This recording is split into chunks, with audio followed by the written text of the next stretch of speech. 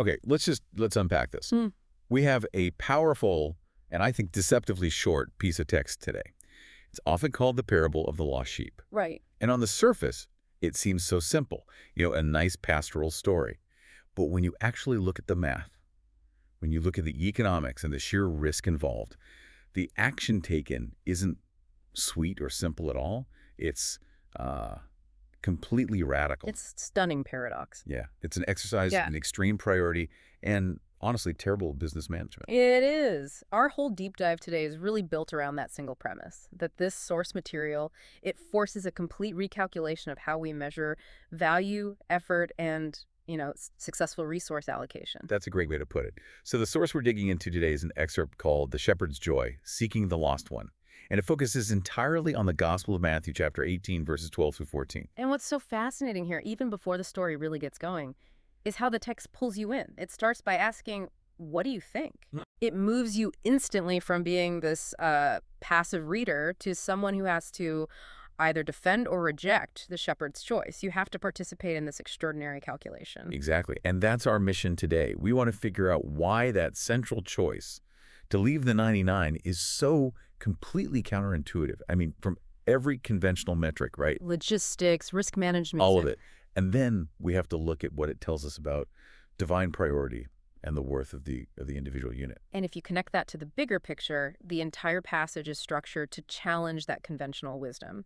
It essentially says that success isn't measured by the size of your safe assets, but by the relentless pursuit of the endangered one. It just forces us to redefine what a successful outcome even looks like. Okay, so let's start with that central puzzle. Section 1, the calculation of risk. This is all from verse 12. The scenario is simple. A man has 100 sheep, one goes astray. Now, for any person running a business, managing inventory, even just balancing a budget, the immediate, rational, logical reaction is to focus 99% of your effort on the 99% of your assets that are safe. That's just core risk management. You mitigate the greatest potential loss. You don't introduce new risk where you already have stability. But the text says, does he not leave the 99 on the mountains and go in search of the one that went astray? Yeah. And that, for me, raises two huge red flags. First, the ratio, 99 to 1. Right. And second, the location, on the mountains. I mean, I can't imagine this was some secure, fenced-in pasture. Oh, that's such a crucial detail. It's so often glossed over. Why on the mountains? This isn't just a picturesque setting. In the context of the first century, the mountains implied vulnerability. To what? Like predators? Predators, absolutely. Wolves, bears. But also sudden shifts in weather, bandits, anything. Leaving the 99 on the mountains unattended means the shepherd is actively placing his entire investment, 99% of his flock, into a high-risk holding pattern. So he knows. He knows that by going after the one, he is actively jeopardizing the 99. Precisely. It suggests an almost infinite risk tolerance when the goal is recovery. That is a complete reversal of standard risk aversion. It is. A rational manager would say the cost of potentially losing even 1 or 2 from the 99 while you're out searching is exponentially greater than just absorbing the 1% loss. You'd write it off. You'd write it off. He's risking the entire stable asset base for the recovery of a single unit. Let's try to put this in a modern context. Imagine a big tech company. They're launching a huge software update, and one tiny microservice fails. Conventional wisdom says you deploy the update, you accept the failure of that one little piece, and you fix it in the next patch. You secure the 99% success. This shepherd, though, he halts the entire enterprise. He leaves the other 99 services vulnerable to bugs and personally goes out into the digital wilderness to find that one missing piece. That's a great analogy because it really highlights the challenge. This decision just fundamentally redefines the value calculation. Absolutely. It's asserting that the worth of the one lost sheep isn't measurable by its percentage of the whole. Its value is inherent to itself, and that value supersedes the collective economic stability. The system exists to protect the one, not the other way around. That is a profoundly challenging concept. I mean, for any society built on utilitarianism or statistics, it means every single unit is priceless. And if something is priceless, then the cost of retrieving it, it's irrelevant. Which requires extreme effort. And that moves us perfectly into section 2, the logic of extreme effort, which really comes from verse 13. That's the pivot. If the risk is that high, the reward structure has to be looked at. So the shepherd searches. And crucially, he finds the lost sheep. But the emotion that follows, that's the real insight. He rejoices over it more than over the 99 that never went astray. That word, more. That just makes the logic explode all over again. Yeah. We'd expect proportional joy. You found the one, great. But the source says the joy of recovery is greater than the steady contentment you get from the 99 that behaved and stayed put. Yeah. How? How do we even explain a joy that doesn't add up on paper? Well, we typically celebrate stability, right? The status quo. Successful maintenance, the 99 represent reliable inventory. Sure. But the text elevates the effort of recovery above the ease of preservation. The joy is amplified not by the sheep itself, but by the risk taken, the searching, the resolution of the crisis.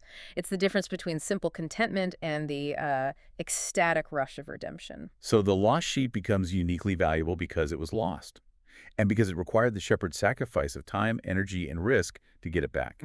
Yes, the value is generated by the expenditure of that effort. I see. And if you connect this to the bigger picture, this narrative structure, it's emphasizing that the divine priority values the redeemed state achieved through intense personal effort, more profoundly than the state of just constant security. So it's like the difference between inheriting a fortune and saving a fortune that was about to be lost in a fire. Exactly. The satisfaction from the rescue is visceral. It's deeper. I think this also offers a clue about the 99. Their safety, while appreciated, it's expected. There's a baseline contentment there. Right. But when something is pulled back from the brink, when that risk finally results into success, that demands a whole new category of celebration.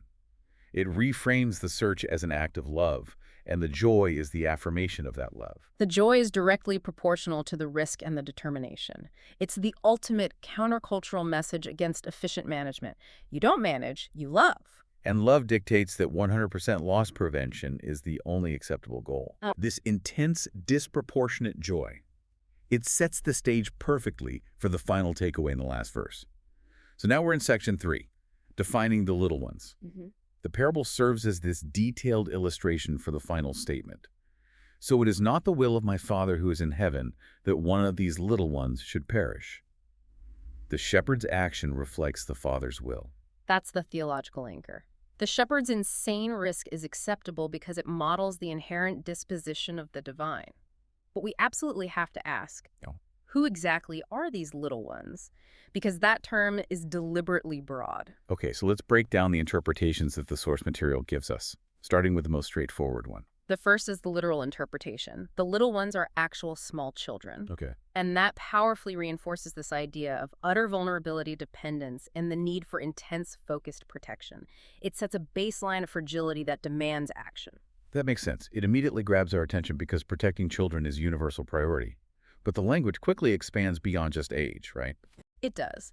The second major interpretation is the statusless. The marginalized. The marginalized, the poor, the vulnerable, anyone who's easily overlooked. They're the ones who, in worldly terms, might be considered numerically insignificant. Or economically disposable. Exactly. And the shepherd's action validates their inherent worth. It proves they are never insignificant in the eyes of the Father. And this is where the parable really challenges social hierarchies.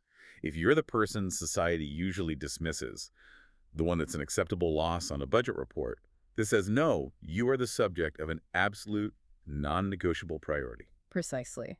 And then there's the third reading, which comes from the context of Jesus speaking directly to his followers.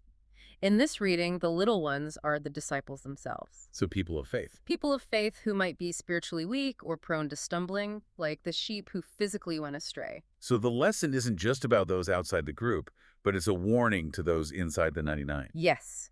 Complacency can lead to straying, and the intensity of the rescue mission will be exactly the same. The genius of that term, little ones, is how it works on all those levels at once. It does. It works for the vulnerable child, the marginalized adult, and the straying believer. The identity changes, but the priority, absolute protection from perishing, remains constant. The ambiguity just maximizes the reach of the idea.